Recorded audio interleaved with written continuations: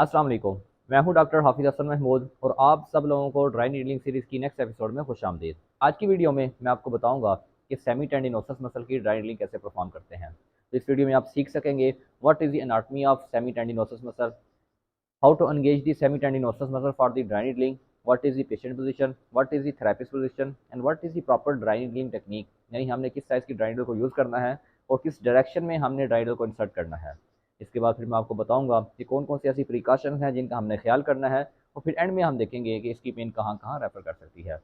अगर आप semi tendinosus muscle की ड्राई नीडलिंग सीखना चाहते हैं तो ये मेरी वीडियो आखिर तक लाजमी देखें। तो सबसे पहले बात करते हैं anatomy of the semi tendinosus muscle. Semitendinosus muscle basically originate करता है स्टियल ट्यूबरासिटी से और ये जाके इंसर्ट करता है proximal part of the tibia. अगर बात की जाए कि इसको हमने ड्राई नीडलिंग के लिए कैसे एंगेज करना है तो उसके लिए हम पेशेंट को कहेंगे कि वो अपनी नी की फ्लेक्शन करें और जैसे ही फ्लेक्शन करेंगे तो हमें इस साइड पे ये जो मसल टाइट फील होगा ये बेसिकली सेमी टेंडिनोसस मसल होगा।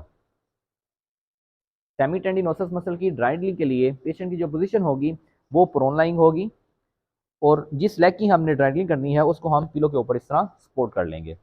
तो सबसे पहले हम सेमी टेंडिनोसस मसल को पालपेट कर लेते हैं। उसके लिए पेशेंट को हम कहेंगे कि वो अपनी नी की फ्लेक्शन करें। जैसे ही फ्लेक्शन कर रहे हैं तो मुझे इस साइड पे ये जो टाइट मसल फील हो रहा है ये बेसिकली सेमी टेंडिनोसस मसल है। अब सेमी टेंडिनोसस मसल के बिल्कुल साथ थाई के मिड में से यहाँ से शैटिक नर्व जा रही होती है। तो जब भी हमने इसकी ड्राइडलिंग करनी है तो शैटिक नर्व का खासूसी तौर पर ख्याल करना है।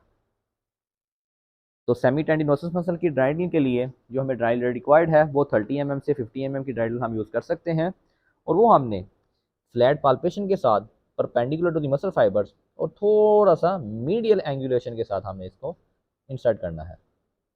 इंसर्ट करके हम इस तरह इसको